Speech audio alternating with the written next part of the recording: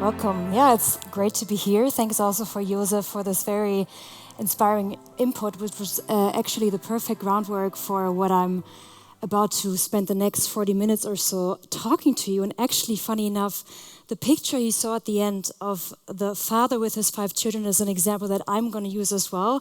He ran out of time, but luckily I have enough time to use it and maybe test your knowledge as well a bit on AI-generated content. So my name is Sophie Timmermann. I'm the Deputy Head of Fact-Checking at Correctiv. We're a non-profit investigative newsroom in Germany, actually the first of its kind. We started 2017 to focus our work on fact-checking. As of today, we are 12 full-time journalists publishing fact checks, investigative pieces around disinformation. We also have videos on Instagram and TikTok, because you have to be agile to reach different target groups, obviously. And we also published a podcast in August around disinformation in the Ukraine war. It's in German, so either if you want to pick up your German, you might want to listen to it, and if you're interested in learning more about it, I encourage you to do so. What I want you to take away from this session is actually 3 things. So the first thing is, and I've heard this term throughout this day already before, fake news, fake news, fake news. We actually don't like this term so much, and I'm going to explain why in just a second. The second thing I want you to take away from this is common disinformation narratives that we see in Europe and worldwide. I think one thing that is important to remember, disinformation does not stop at borders, so we gotta understand how one fake can work and the kind of effect one fake can have, not just in Germany, Belgium, but across the globe. And lastly, obviously, I'm gonna provide some examples, test you, and hopefully also provide some tips and media literacy examples for you to use and take home to your institutions, countries of origins, and regions. So let's get started. Right, so we all know this guy over here, and I think he's one of the politicians that uses the term fake news, I would say, quite frequently, and that is also one of the problems. We try to avoid the term fake news, and when I say we mean our fact-checking team, but essentially a lot of people working on disinformation, because the term fake news has been heavily politicized and used as a weapon. Why? Because populist politicians like Donald Trump use it to discredit media reports. So they say fake news because they don't like what they are writing about him, because it doesn't suit their political agenda and their interest. And actually, there's no fake thing about it. It's just news articles that don't fake their agenda. And even if journalists use the term fake news, sometimes they, feed into this rhetoric and try to discredit the work of other journalists. And usually there's nothing newsy about it. It's rumors, it's conspiracy theories, it's manipulation. So we try to be a bit more nuanced, and it's up to you how you want to describe this type of information. But here's some terminology that I want to provide you with and have a bit more context. So this graph is from First Draft. First Draft is a non-profit collaboration that ceased to exist in 2022, but they did a lot of useful work around mis and disinformation. And they came up with this graph with essentially 3 terms that I'm going to explain to you right now. The first one is misinformation. So misinformation is just information that is wrong but spread with no ill intent. Let's give you an example. A newspaper puts out a number, a statistic. That statistic was wrong. They didn't mean to provide that wrong statistic. They correct themselves the next day, and that type of information is misinformation. The second type is disinformation, and that's the kind of information that we kind of focus on in our work, in the fact-checking world. So that is information that is wrong and spread with ill intent. So when you think of propaganda, for instance, that's a classic example of disinformation. And the third term is malinformation, that is genuine information, but spread with ill intent as well, so an intent to harm. You might think of emails that are leaked with private information, or even revenge porn. So that's something that would fall into this category. Right, so we focus on disinformation. Who are the players behind? What are the reasons for spreading disinformation? 1, political reasons. If we think of propaganda, if we think of Russia right now, what are the kind of reasons behind them spreading disinformation? They want to legitimize their invasion. They want to legitimize, attacks. but not just governments, it can be organizations, activist groups, political parties, maybe even in your own countries. It's quite common.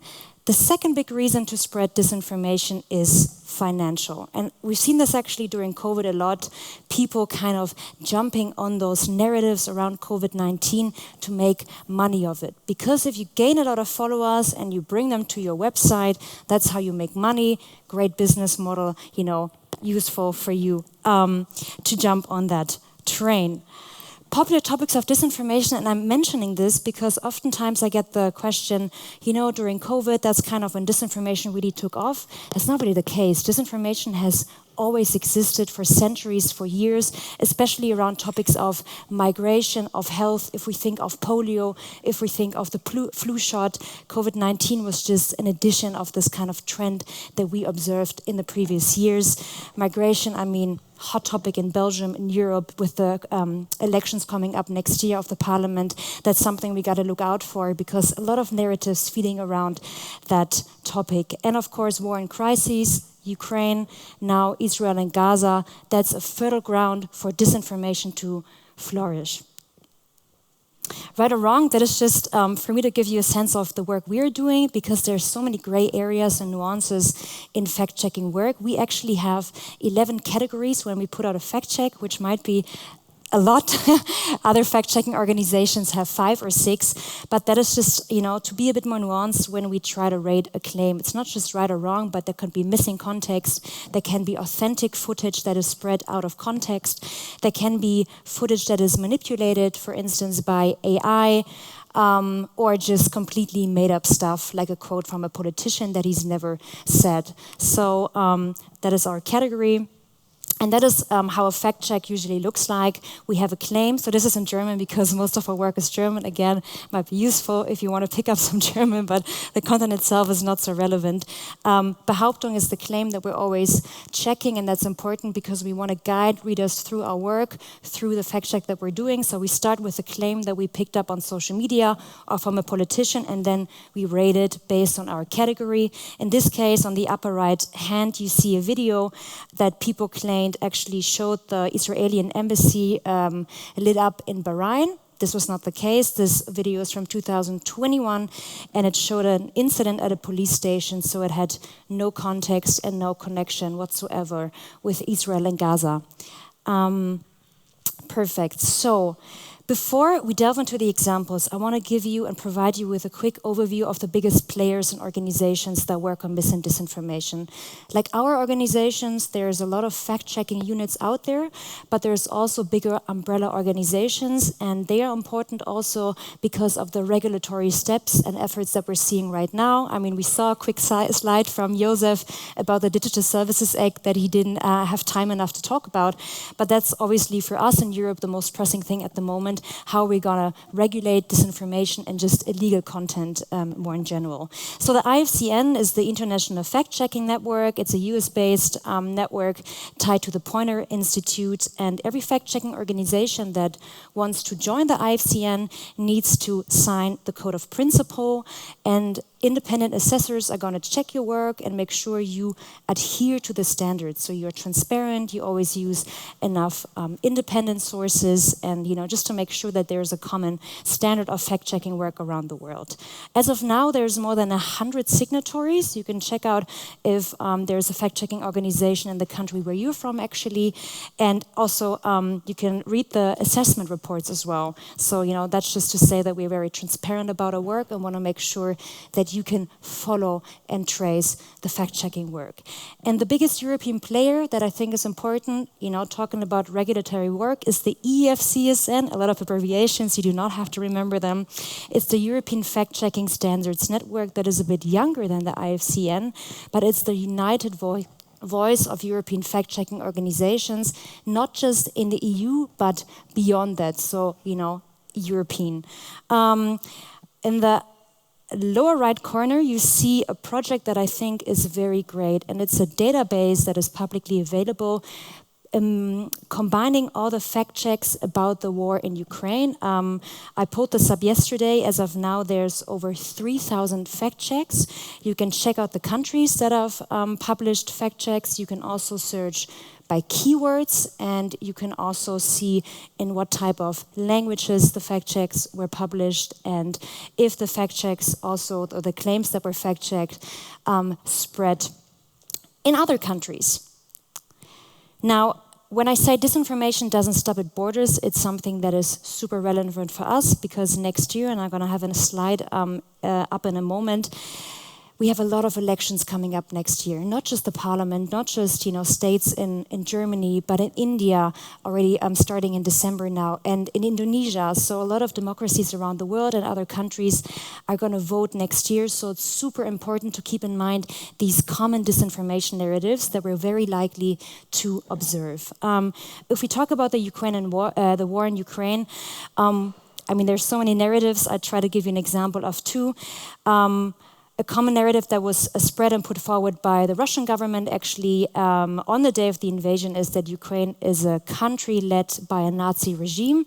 That's a claim that is fed constantly through manipulated data, and it's something to keep in mind when you see something, a fake that might appear small but is actually feeding into a much bigger topic. The second one is that weapons provided to Ukraine are sold on the black market or end up back in France. We had a lot of examples where videos were manipulated and supposedly showed those kind of weapons, being back in Germany, being back in France or other countries. That wasn't the case. COVID-19, obviously, you know the drill. We're all happy that COVID-19 is kind of, done, but actually there's still a lot of mis and disinformation circulating around COVID-19, around the topics of vaccine efficacy and side effects. I'm not gonna go much more in detail into this because I'm sure you know the examples and you know the kind of topics that that entails.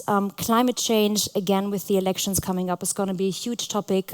We have climate change deniers. We have those that can't really be convinced by science anymore. So keeping in mind these kind of narratives around climate change and also the energy crisis will be extremely important looking forward. And lastly, migration, I mentioned it before.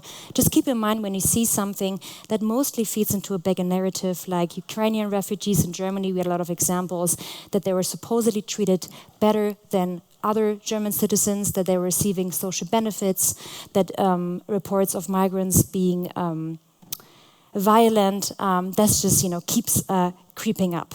If you're interested of having a monthly reminder or report of the kind of narratives that are circulating in Europe, I recommend you visit this page, edmo.eu/fact-checking briefs, and every month we participate in a monthly brief of European fact-checking organizations, and you can kind of observe, in which countries which kind of narratives are circulating. This is from September. The next one will, I think, come out next week about October, and obviously that this will entail much more stuff about Israel and Gaza, which is not captured yet in the September brief, but I think that just highlights how disinformation usually not only emerges in Germany, but pops up in Belgium, France, Spain, etc. With elections coming up next year, I mentioned it, we got to be super, super vigilant. We did a report in 2021 about the federal elections in Germany and the stuff we observed before the election, during the election, and after the election. And this is something just this week we had talks with the Parliament and the Commission, with the EFCSN. We were thinking about strategies, how to be vigilant with the stuff that's coming up next year. Claims about voter fraud, irregularities, at the ballot box, people not being able to vote, that is likely to come up, and it's just super important that we are aware of these kind of claims. If you're interested in the report, it's in English, it's available on our website, but there's, very, very similar reports from other fact-checking organizations out there. So this is the theoretical part. Now let's get practical and go through some example of fact checks that we've actually done this month. They're all about Israel and Gaza, and that is just for you to understand the kind of work that we do and the kind of stuff that is circulating within the bigger picture.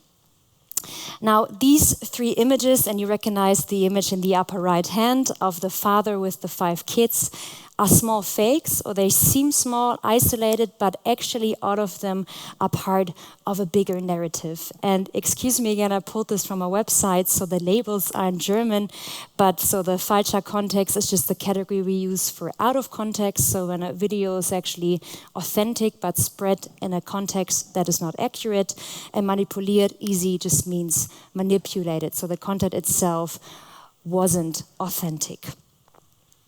So what do we observe in Israel and Gaza at the moment? That's something that is very similar to Ukraine. There's masses of videos and images flooding the internet, and those videos and images are actually authentic, so they did exist, but they're old. They are maybe from Syria, so they're not even from Israel or Gaza, or they have a different, background altogether. And I want to give you an example. So this is something that circulated on TikTok. One post had 2 million views, so I think that just kind of signals the scope of that post. And the claim attached to it was it showed Hamas forces in Israel. So you see kind of the small dots on the background and the building in the front.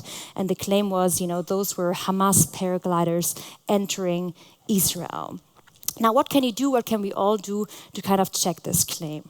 Simple, 3 steps. You take a screenshot, you run it through a search engine, like Google or TinEye or Yandex. I'm going to show you how. And you're going to see if this video circulated with a different context before. And then you're going to try to match the building with the stuff that you find.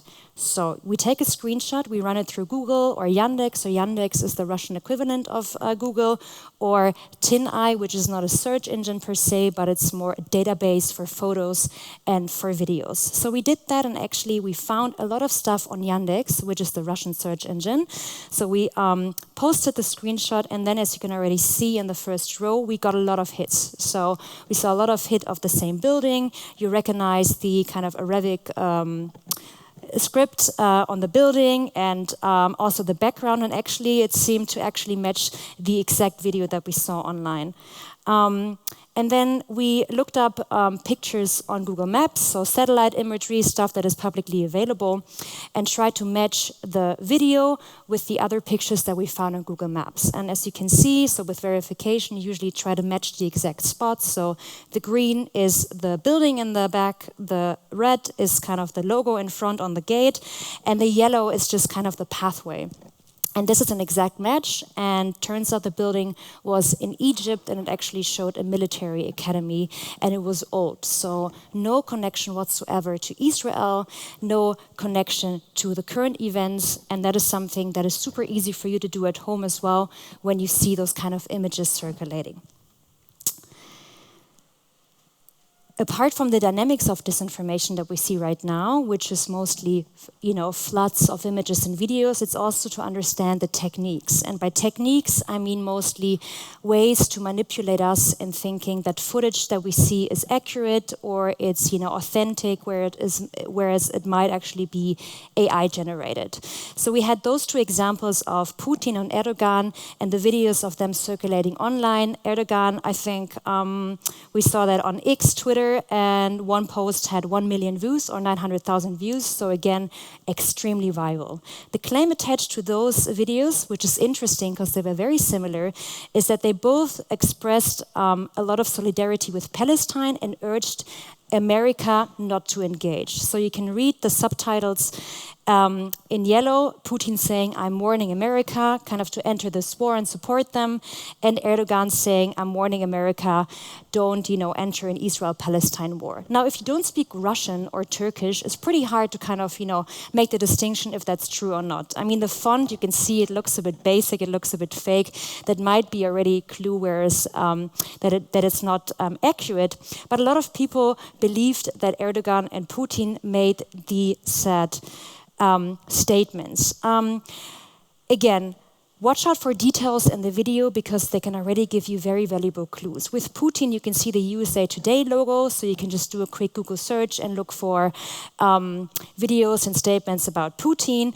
On the Erdogan example, you see a logo of the Middle Eastern Eye, I think. It's an outlet focusing on the Middle East, and we matched the videos that were circulating online with the original videos. So you see the left is the fake one with the fake subtitles, and the right is the authentic one, and then matching them with the subtitles that were actually accurate. And the example from Putin is from December 2022, so it's not, it's like a year old basically. And the example from Erdogan is from July 23, I believe. And again, very, very, very simple fake, but extremely powerful if you're not, understanding the language and if you're not aware of the kind of subcontext that is missing. Oops. That. So we have the AI image that we saw earlier with Joseph, and we all know it's manipulated. I'm not going to fool you into thinking that is an authentic image, but that photo was spread very widely on social media. It shows a father with his kids, and it was used to kind of generate strong emotion and empathy and solidarity with what is happening on the ground. And we all know there's so much authentic footage out there. There's no denying and the destruction that is taking place. But this image is AI generated.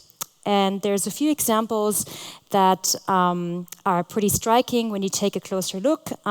So for instance, the baby on the arm only has 3 toes. If you check out the size of the feet from the young boy and the father himself, you can see that one foot is significantly bigger than the other one. And also you can see that the left arm, so the right from the perception that you're on, is much bigger holding the baby than his left arm. So those are the kind of things that for now make it, much more easy to depict and pick on AI generated content. But, it happens and develops so fast. We got to be careful and just alert that, AI will be much more sophisticated one day. So picking up on these small details will not be as easy as it is now. Just one side note about what is also problematic with AI-generated content, which is also happening right now in the context of Israel and Gaza. Actually, there is a lot of authentic footage, and people say it's AI-generated when it's not. And that's also a problem that we encounter, that people dismiss actual footage for being AI-generated if it's actually not, if it's actually authentic. So we got to be very alert, and I think media literacy on top of debunking through fact-checking will be very, very important. Understanding the larger narrative. So I briefly introduced the kind of common disinformation narratives that we see in Europe and worldwide around migration, COVID-19, and the war. And it's very important to keep these narratives in mind when we pick up and see single fakes. So remember the narrative around arms smuggling in Ukraine, so weapons distributed to Ukraine and then allegedly ending up on the black market or ending up back in European countries. That's something that has been picked up again in the current context of Israel and Gaza. So we see this video, which was allegedly from the BBC, again, widely distributed by pro-Russian accounts on Telegram, but also German accounts and European accounts. It's manipulated. Again, I'm going to use this label, to prevent people from spreading it without the necessary context. And the video, you see the BBC logo in the upper left. You also see the very typical BBC-like font with the, red kind of stripe, and then, the font that is being used. So the video allegedly introduced a Bellingcat report. Not sure if you know Bellingcat. They're an investigative news outlet that do a lot of open source work and, are investigative journalists.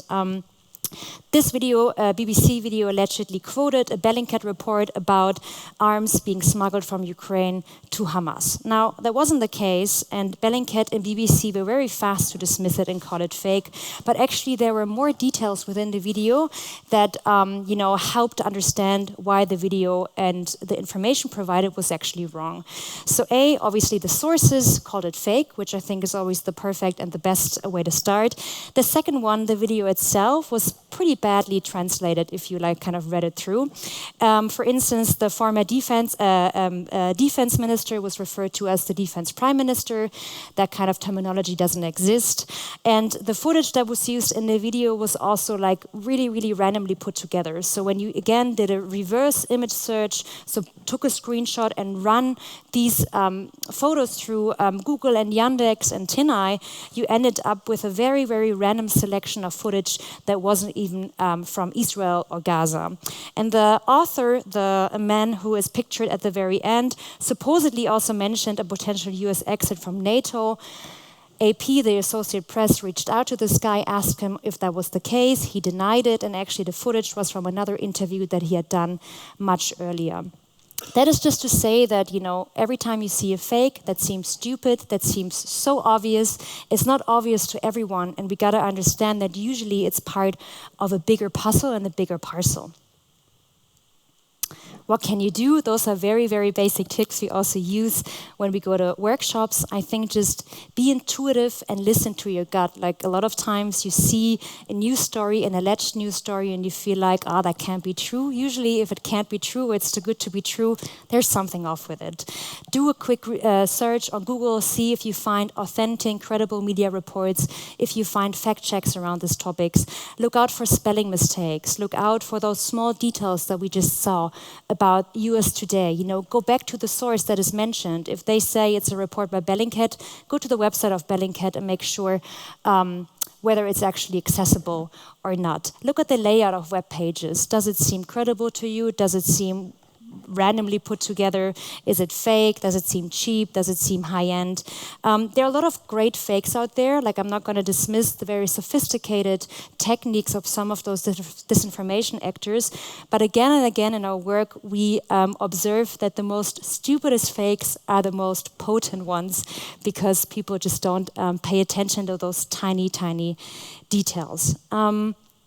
This is an overview of tools and guides for you to use and take home with you. As I mentioned again, Bellingcat is a great resource. You find, when you see this overview, lots and lots and lots and lots of tools and tricks. Play around with them, try some geolocation yourself. Work it out and see if you can, figure the fakes out and take it home into your institutions. Even if you just want to do a quick workshop or 10 minutes of like picking up a picture that you've taken in front of your building or a street, make them geolocated and just get a better sense of understanding these techniques.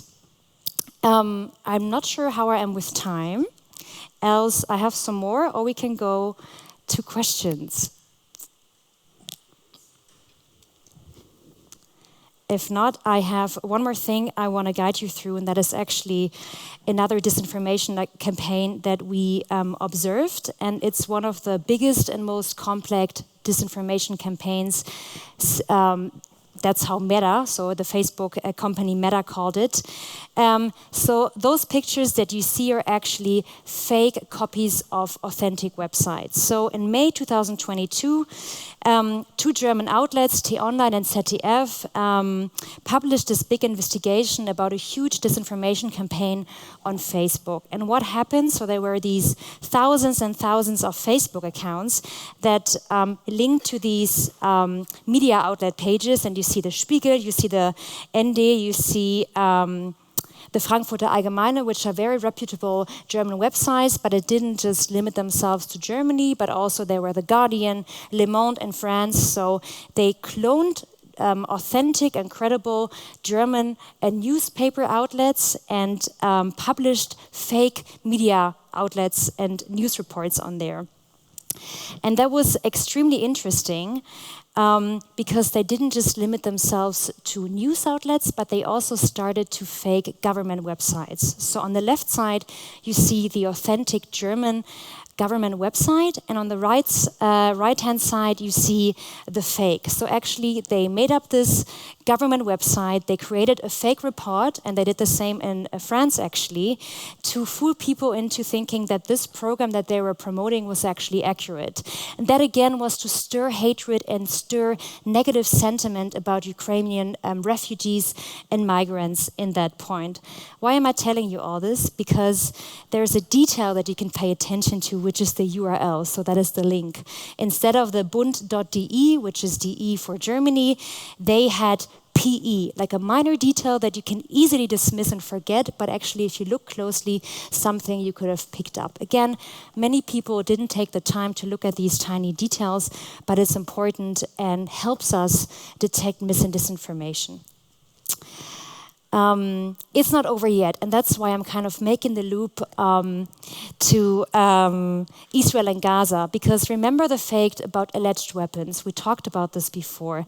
The same accounts on X that spread links to the fake government websites and the fake media outlets now also shared a video about alleged arms smuggling in Israel and Gaza. And the two companies that the EU and Meta said were behind this entire pro-Russian disinformation campaign were now also named by the US State Department of being involved in a larger disinformation campaign in Latin America. So again, one tiny fake, one fake about a cloned website is usually not isolated from a bigger disinformation campaign. So that's something we just have to keep in mind when looking at these campaigns and looking at small fakes